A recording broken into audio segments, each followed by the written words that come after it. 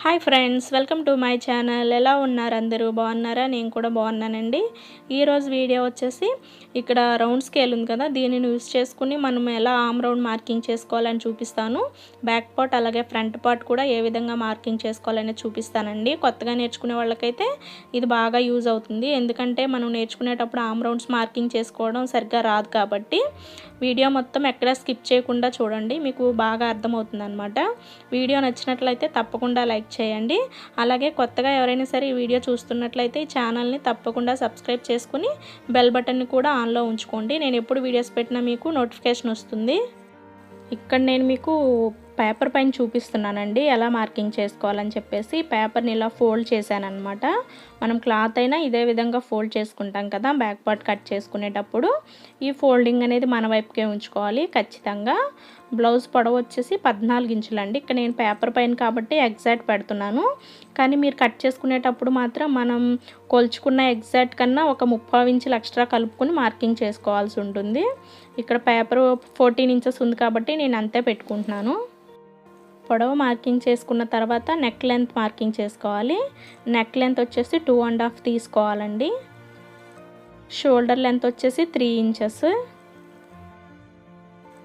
Neck length వచ్చేసి 2.5, shoulder length వచ్చేసి 3 ఇంచులు మార్కింగ్ చేసుకోవాలి ఈ విధంగా. ఇప్పుడు ఈ షోల్డర్ మార్కింగ్ దగ్గర నుంచి ఆర్మ్ డౌన్ 6 ఇంచెస్ దగ్గరికి మార్కింగ్ చేసుకోవాలి. ఆర్మ్ డౌన్ 6 ఇంచుల దగ్గరికి మార్కింగ్ చేసుకోవాలి. అలాగే మనం ఆర్మ్ రౌండ్ మార్క్ చేసుకోవడం కోసం 2.5 దగ్గర ఒక మార్కింగ్ చేసుకోవాలి. ఈ మార్కింగ్స్ని స్ట్రైట్గా స్కేల్ తీసుకుని కలుపుకోవాలి.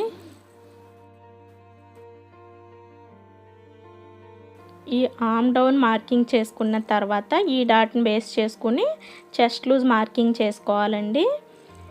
ఇక్కడ చెస్ట్ లూజ్ వచ్చేసి 38 ఇంచెస్ అనమాట, 38 ఇంచులు. ఈ 38 ఇంచులలో మనము 4వ భాగం మార్కింగ్ చేసుకోవాలండి. ఎందుకంటే పేపర్ అనేది మనకి ఇక్కడ ఫోల్డింగ్ మీద ఉంటుంది కాబట్టి మనకి ఎంతైతే చెస్ట్ లూజ్ వస్తుందో వచ్చిన దానిలో 4వ భాగం మార్కింగ్ చేసుకోవాలి.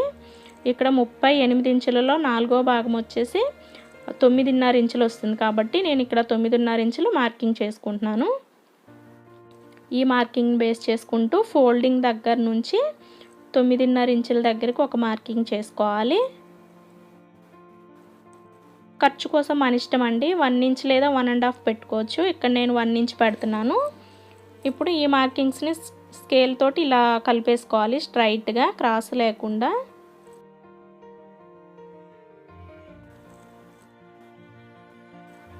మనం చెస్ట్ లూజ్ ఎంతైతే పెట్టుకుంటామో కింది వైపు కూడా వేస్ట్ లూజ్ కూడా అంతే పెట్టుకోవాలండి. ఇక్కడ నేనైతే ఈ మార్కింగ్స్ని ఇలా స్ట్రైట్గా కింది వైపు కలిపేసుకుంటున్నాను. ఈ విధంగా ఎగ్జాక్ట్ మార్కింగ్, ఖర్చు మార్కింగ్ 2 లైన్స్ వేసేసాను అనమాట.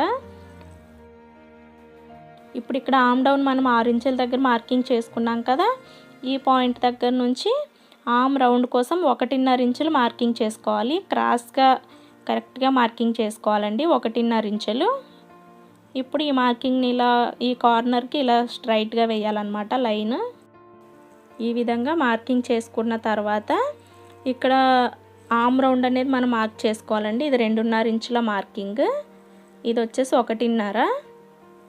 ఇది ఎగ్జాక్ట్ మార్కింగ్ అనమాట. ఈ 3 మార్కింగ్స్ని మనం రౌండ్గా కలుపుకోవాల్సి ఉంటుంది ఈ విధంగా. ఇప్పుడు ఏం చేయాలంటే మనం ఇక్కడ స్కేల్ తీసుకోవాలండి, కర్వ్డ్ స్కేల్. ఈ స్కేల్ తీసుకోవాలి. తీసుకుని మనం ఈ స్కేల్ని డాట్స్ని కలుపుకొని డైరెక్ట్గా పెట్టేసుకోకూడదు. అంటే 3 డాట్స్ మనకి ఇక్కడ ఒకేసారి కలవండి. చూడండి, మనకి ఇక్కడ ఎగ్జాక్ట్ మార్కింగ్ ఉంది కదా సైడ్ ఖర్చుల దగ్గర మార్కింగ్, ఆ మార్కింగ్ దగ్గరకు వచ్చేసరికి కలవట్లేదన్నమాట, లైన్ మీదకి వస్తుంది. కాబట్టి ఫస్ట్ మనము ఈ 2.5 ఇంచుల మార్కింగ్ ఉంది కదా, ఈ మార్కింగ్ని ఆర్మ్ రౌండ్ కోసం 1.5 ఇంచులు పెట్టిన మార్కింగ్ని ఫస్ట్ కలుపుకోవాల్సి ఉంటుంది. ఈ డాట్స్ కరెక్ట్గా స్కేల్కి టచ్ అవ్వాలండి, అప్పుడే మనకి రౌండ్ బాగా వస్తుంది అనమాట. ఇక్కడ నుంచి ఆర్మ్ డౌన్ మార్కింగ్ దగ్గరికి చిన్న రౌండ్ వేసేసుకుంటే సరిపోతుంది. ఈ విధంగా ఫస్ట్ ఈ ఆర్మ్ రౌండ్ అనేది సగం వరకే మార్క్ చేసుకోవాలండి. అలా కాకుండా మనం డైరెక్ట్గా స్కేల్ని ఇలా పెట్టేసుకుని మార్క్ చేసామంటే ఇక్కడ చూడొచ్చు మీరు, ఈ ఆర్మ్ రౌండ్ అనేది మనకి ఎగ్జాక్ట్ మార్కింగ్ దగ్గరికి రాదనమాట, ఈ లైన్ మీదకి వచ్చేస్తుంది. ఇలా రాకూడదండి, మనకి ఇలా కొంచెం కొంచెంగా ఎగ్జాక్ట్ మార్కింగ్ తోటి ఆమ్ రౌండ్ అనేది ఆగిపోవాలి. ఇప్పుడు ఈ 1.5 ఇంచుల ఆమ్ రౌండ్ మార్కింగ్ దగ్గర నుంచి ఇక్కడ ఎగ్జాక్ట్ మార్కింగ్ ఉంటుంది కదా, ఆ మార్కింగ్ వరకు కలిపేసుకోవాలి. స్కేల్ని మనం ముందు అడ్జస్ట్ చేసుకునే దానిలో ఉంటుందండి, చూసుకుని ఈ రౌండ్ అనేది కరెక్ట్గా ఉన్నది లేనిది చూసుకుని మార్కింగ్ చేసుకోవాలి. చూడండి, ఇక్కడ ఆమ్ రౌండ్ అనేది మనకి పర్ఫెక్ట్గా వచ్చేసింది. మనకి స్కేల్ని జరుపుకోవడం రావాలి మెయిన్. ఇక్కడ నేను ఆమ్ రౌండ్ కోసం 2 సార్లు జరిపానండి స్కేల్ని, డైరెక్ట్గా ఒకేసారి నేను ఆమ్ రౌండ్ మార్క్ చేయలేదు.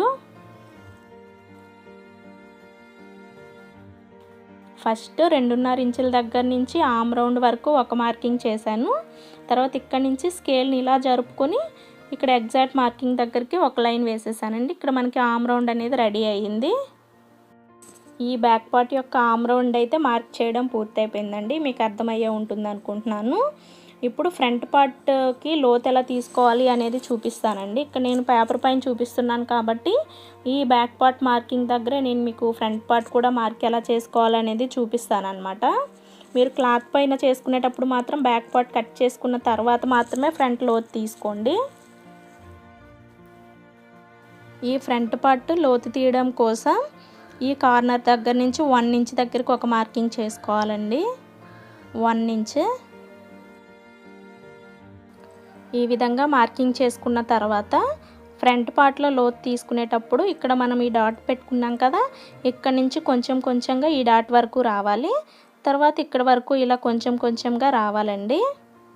ఈ లైన్స్ వేసాం కదా, ఈ లైన్స్ లోపలే మనకి ఫ్రంట్ పార్ట్ లోతు అనేది రావాలి. ఇప్పుడు రౌండ్ స్కేల్తో మార్కింగ్ చేసుకోవాలి. ఫస్ట్ స్టార్టింగ్ 2.5 ఇంచుల డాట్ ఉంది కదా, ఈ డాట్ దగ్గర నుంచి ఇక్కడ 1 ఇంచ్ మార్క్ చేసుకున్నాం కదా ఆమ్ రౌండ్ మార్కింగ్ దగ్గర, ఈ మార్కింగ్కి ఇలా మనం స్కేల్ని జరుపుకోవాలి. ఆ డాట్స్ అనేటివి మనకి స్కేల్ని టచ్ అవ్వాలండి. చూడండి, ఇక్కడ ఈ విధంగా నేను స్కేల్ ఎలా జరుపుతున్నాను అన్నది మీరు జాగ్రత్తగా చూడాల్సి ఉంటుంది. తర్వాత ఇక్కడ వరకు మనకు ఆమ్ రౌండ్ అనేది రావాలి. ఇప్పుడు 1.5 ఇంచుల ఈ 1 ఇంచ్ మార్కింగ్ పెట్టాం కదా ఆమ్ రౌండ్ మార్కింగ్, ఈ మార్కింగ్ దగ్గర నుంచి ఇలా కలిపేసుకోవాలి. చూడండి, ఈజీగా మనకి ఇక్కడ ఫ్రంట్ పార్ట్ లోత్ అనేది కూడా వచ్చేసింది.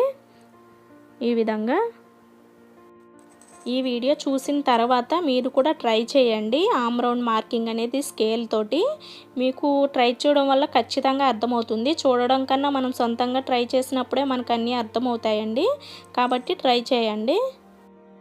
ఇప్పుడు నెక్ రౌండ్ ఎలా మార్క్ చేసుకోవాలనేది కూడా ఈ స్కేల్ తోటి చూపిస్తానండి. ఫస్ట్ నెక్ లెంత్ మార్కింగ్ చేసుకోవాలి. ఫోల్డింగ్ దగ్గర నెక్ లెంత్ వచ్చేసి ఇక్కడ నేను 8 ఇంచెస్ మార్కింగ్ చేసుకుంటున్నాను. అలాగే పై వైపున నెక్ లెంత్ 2.5 తీసుకుంటాం కాబట్టి ఇక్కడ కూడా 2.5 తీసుకోవాలి. ఇలా మార్క్ చేసేసుకుని స్కేల్ తోటి చిన్న బాక్స్ లాగా డ్రా చేసుకోవాలన్నమాట, ఈ విధంగా. ఇప్పుడు నెక్ రౌండ్ కోసం ఈ కార్నర్ పాయింట్ దగ్గర నుంచి 1/2 ఇంచ్ మార్కింగ్ చేసుకోవాలి. 1/2 ఇంచ్ అండి. ఇలా మార్క్ చేసుకున్న తర్వాత ఈ 1/2 ఇంచ్ మార్కింగ్ బేస్ చేసుకుని స్కేల్ తోటి ఇలా మనం రౌండ్ మార్కింగ్ చేసేసుకుంటే మనకి ఇక్కడ నెక్ రౌండ్ కూడా వచ్చేస్తుందండి, చాలా ఈజీగా. ఈ వీడియో మీకు అర్థమవుతుందని అనుకుంటున్నాను. చూసారా మనకి ఎంత నీట్గా వచ్చేసిందో. ఇక్కడ ఆమ్ రౌండ్ అలాగే ఫ్రంట్ పార్ట్ ఆమ్ రౌండ్ కూడా మార్క్ చేసేసుకున్నామండి. వీడియో నచ్చినట్లయితే లైక్ చేయండి, షేర్ చేయండి. Thank you friends.